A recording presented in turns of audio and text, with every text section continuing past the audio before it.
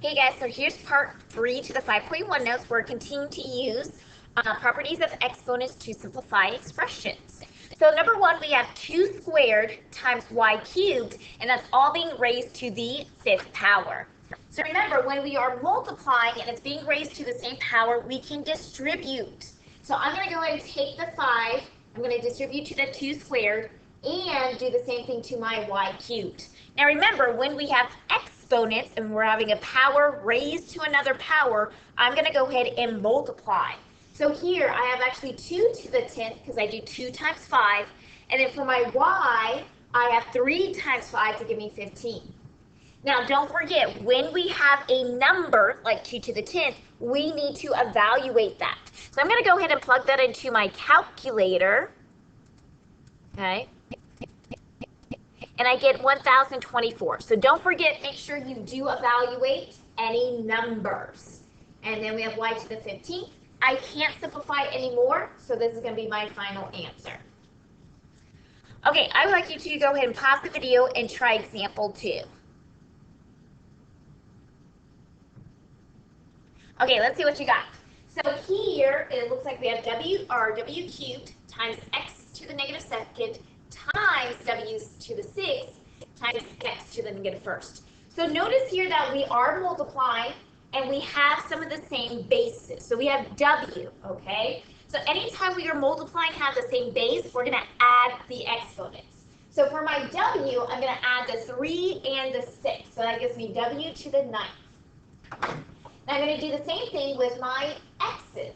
So I have x to the negative 2nd times x to the negative 1st. With that, I'm going to add, so negative 2 plus a negative 1 gives me negative 3. Now notice, whenever we do properties of exponents, we can never leave a negative exponent. So notice, we do have that negative exponent on x.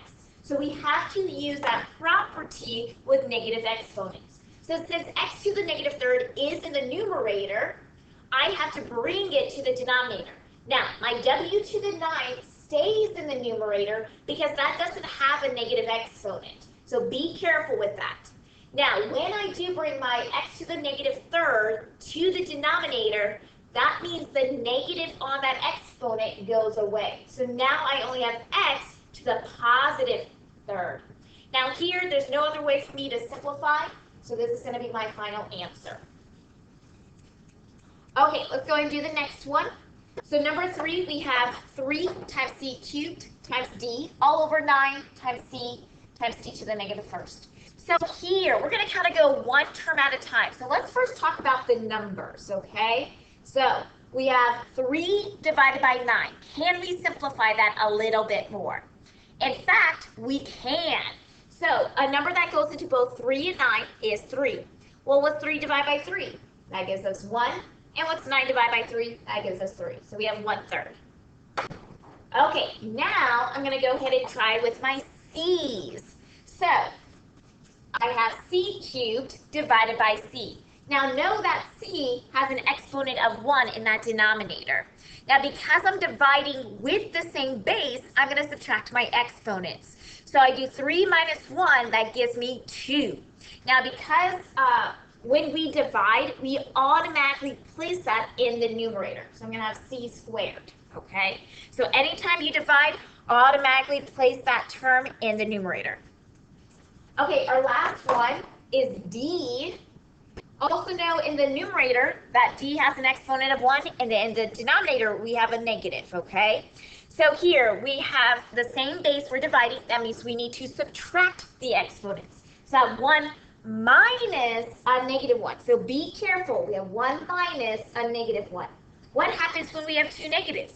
It does make it a positive. So actually we get 2 here when we do that. So that means I have d squared, and every single time we divide, we always bring it up to the top, okay? Now here, there's no other way for me to simplify.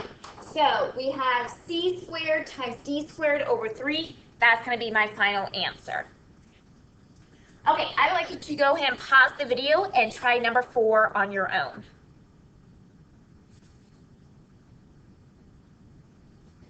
Okay, let's see how you did here. So we're first going to talk about the numbers, the 2 and the 3, okay? Now, 2 and 3, is there any numbers other than 1 that can go into them? No. So I just keep that as 2/3. So I have 2 and then 3 in the bottom. Now, let's talk about the a. So I have a cubed over a to the 5th. They are the same base. We're dividing, so we subtract the exponents. Well, what's 3 minus 5? That gives us -2. Now, as I said, anytime we divide, we always bring that term to the numerator. So I have a to the -2nd. Now, let's talk about our b. So, once again, I have the same base with my b, and I'm dividing, meaning I subtract the exponents. So I have -4 minus a -2. Let me do this. I have 3 minus 5, which gave us -2. Okay, so now I have -4 minus a -2. Okay, well, what happens when I have two negatives? It does make it a positive. So I have -4 plus 2. That gives us -2. And as I said before, anytime we are dividing, you always bring it up to the numerator. So I have b to the -2nd. Now, whenever we are simplifying, we can never have negative exponents. Do we see any negative exponents here? Yes. So the a to the -2nd and b to the -2nd. So what's going to happen, because they are in the numerator, is I'm going to bring them to the denominator. Now the 2 stays on top because that number 2 does not have any negative exponents with it. The 3 is on the bottom. That stays there too. Now, when I bring my a to the -2nd to the denominator, that squared becomes positive. So I have a squared, and the same thing happens with my b. So I get b squared. Now, I can't simplify anymore, so that'll be my final answer. Okay, we're going to have one more example to do. So we have x squared times y to the -3rd all over 3y squared times y squared over x to the -4th.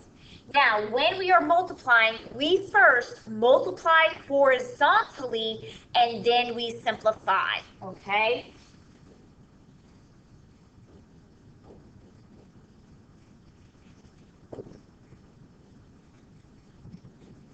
Okay, so on the top, x squared. Well, I don't see any other x's in the numerator, so that just stays the same.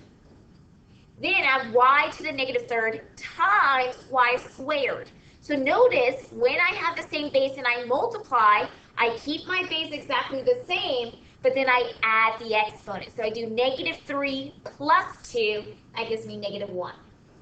So now I'm going to do the same thing in the denominator. Now with my 3, there's nothing else to multiply it with, so I keep the 3. I have x to the -4th. There's no x's to multiply it with, so I keep it x to the -4th. And same thing with my y. There's no y's in the denominator, so I keep it y squared. Now I go ahead and continue to simplify. Now here I have a 3, basically 1/3. Well, I can't simplify that anymore, so that 3 just stays in the bottom. Then I'm going to be talking about my x, okay? So when I have the same base and I'm dividing, remember I subtract the exponents. So here I have 2 minus a -4. Well, what happens when we have two negatives? It becomes a positive, so I actually get 6. So there, remember, anytime we divide, we always bring that term to the numerator, and I have x to the 6th. Okay, then let's talk about our y's. So I have y to the -1st divided by y squared. Once again, because I have the same base and I'm dividing, I subtract the exponent. So I do -1 minus 2. That gives me -3. Now, whenever I divide, remember I place that in the numerator, so I get y to the -3rd. Now, make sure anytime that we are doing this, we never have a negative exponent in our final answer. So that y to the -3rd, because this is a numerator, to make that exponent positive, I do need to bring it to the denominator. So on top, I have x to the 6th, and then in the denominator, I have 3, and then y cubed. Now here, I can't see any way else to simplify, so this is going to be my final answer. Okay, make sure that you guys work on the homework assignment, and if you have any questions, please contact me. I'll see you guys later.